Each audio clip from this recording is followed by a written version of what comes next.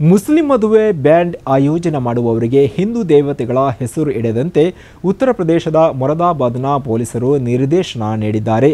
ಶಬಿ ಶರ್ಮಾ ಎಂಬ ನ್ಯಾಯವಾದಿಯ ದೂರಿನಂತೆ ಪೊಲೀಸರು ಈ ಕ್ರಮವನ್ನು ತೆಗೆದುಕೊಂಡಿದ್ದಾರೆ. ಮುಸ್ಲಿಂ ಮಾಲೀಕತ್ವದ 20ರಷ್ಟು ವೆಡ್ಡಿಂಗ್ ಬ್ಯಾಂಡ್ಗಳು ಮೊರಾದಾಬಾದ್ನಲ್ಲಿ ಇವೆ ಮತ್ತು ಇವುಗಳು ಹಿಂದೂ ದೇವತೆಗಳ ಹೆಸರನ್ನು ಹೊಂದಿದೆ ಎಂದು ಹೇಳಲಾಗ್ತಾ ಇದೆ. ಆದರೆ ಈ ಬೆಳವಣಿಗೆ ಮುಸ್ಲಿಮರನ್ನ ಗುರಿ ಮಾಡುವ ಪ್ರಭುತ್ವದ ಇನ್ನೊಂದು ತಂತ್ರ ಎಂದು ಇತ್ತ ಆರೋಪ ಕೂಡ ಮಾಡಲಾಗ್ತಾ ಇದೆ. ಆದರೆ ಜನಪ್ರಿಯ ಹೆಸರುಗಳನ್ನು ಬ್ಯಾಂಡ್ಗಳಿಗೆ ಇಡುವುದು ಸಾಮಾನ್ಯವಾಗಿದೆ ಮತ್ತು ಈವರೆಗೂ ಇದಕ್ಕೆ ವಿರೋಧ ವ್ಯಕ್ತವಾಗಿರಲಿಲ್ಲ ಎಂದು ಮಾಲಕರು ತಿಳಿಸಿದ್ದಾರೆ. ಮದುವೆ ಬ್ಯಾಂಡ್ನ ಮಾಲಕ ಮೊಹಮ್ಮದ್ ಸಲ್ಮಾನ್ ಹೇಳುವುದು ಹೀಗೆ: ನಾವು ಬಡವರು, ನಮ್ಮ ಬದುಕು ಮದುವೆಯನ್ನೇ ಆಶ್ರಯಿಸಿಕೊಂಡಿದೆ. ಸಾಮಾನ್ಯ ಬಳಕೆಯಲ್ಲಿರುವ ಹೆಸರನ್ನು ಬಳಸುವುದನ್ನು ನಾವು ಈವರೆಗೂ ಕ್ರೈಮ್ ಎಂದು ತಿಳಿದುಕೊಂಡಿರಲಿಲ್ಲ. ಅನಿರೀಕ್ಷಿತವಾಗಿ ನಮ್ಮನ್ನು ಇದೀಗ ಕ್ರಿಮಿನಲ್ಗಳಂತೆ ನಡೆಸಿಕೊಳ್ಳಲಾಗ್ತಿದೆ ಎಂದು ಹೇಳಿದ್ದಾರೆ. ಮದುವೆ ಬ್ಯಾಂಡ್ನ ಹೆಚ್ಚಿನ ಕೆಲಸಗಾರರು ಮುಸ್ಲಿಮರಾಗಿದ್ದಾರೆ. ನಾವು ಹಿಂದೂ ದೇವದೇವತೆಯರ ಹೆಸರನ್ನು ಬಳಸಿದರೆ ನಮಗೆ ಅವಮಾನ ಮಾಡುತ್ತೀರಿ ಎಂದವರು ಹೇಳುತ್ತಾರೆ.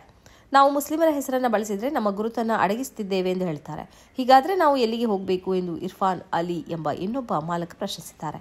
ಇದೇ ವೇಳೆ ವ್ಯಾಪಾರಿಗಳು ಜನಪ್ರಿಯ ಹೆಸರುಗಳನ್ನು ಬಳಸುವುದು ಮಾಮೂಲಿ. ಭಾರತದಲ್ಲಿ ಇದು ತಲೆತಲಾಂತರದಿಂದ ನಡೆಯುತ್ತಾ ಬಂದಿದೆ. ಹಿಂದೂಗಳು ಜನಪ್ರಿಯ ಮುಸ್ಲಿಂ ಹೆಸರುಗಳನ್ನು ಬಳಸುತ್ತಾರೆ, ಆದರೆ ಅದು ಎಂದೂ ಕೂಡ ವಿವಾದಾತ್ಮಕ ಆಗುವುದಿಲ್ಲ ಎಂದು ಸ್ಥಳೀಯರು ಹೇಳಿದ್ದಾರೆ. ಓರ್ವ ಹಿಂದೂ ಕರೀಂ ಹೋಟೆಲ್ ಎಂದು ಹೆಸರಿಟ್ಟು ಹೋಟೆಲ್ ನಡೆಸಿದರೆ ಅದಕ್ಕೆ ಯಾವುದೇ ಆಕ್ಷೇಪ ವ್ಯಕ್ತವಾಗುವುದಿಲ್ಲ. ಆದರೆ ಓರ್ವ ಮುಸ್ಲಿಂ ಶಿವ್ ಎಂಬ ಹೆಸರಲ್ಲಿ ಬ್ಯಾಂಡ್ ಆರಂಭಿಸಿದರೆ ಅದಕ್ಕೆ ಆಕ್ಷೇಪ ವ್ಯಕ್ತವಾಗುತ್ತಿದೆ. ಇದು ಧರ್ಮದ ಕಾರಣಕ್ಕಾಗಿ ಅಲ್ಲ, ದ್ವೇಷದ ಕಾರಣಕ್ಕಾಗಿ ಎಂದು ಹಾಜಿ ಶಕೀಲ್ ಅಹಮದ್ ಅವರು ಹೇಳಿದ್ದಾರೆ.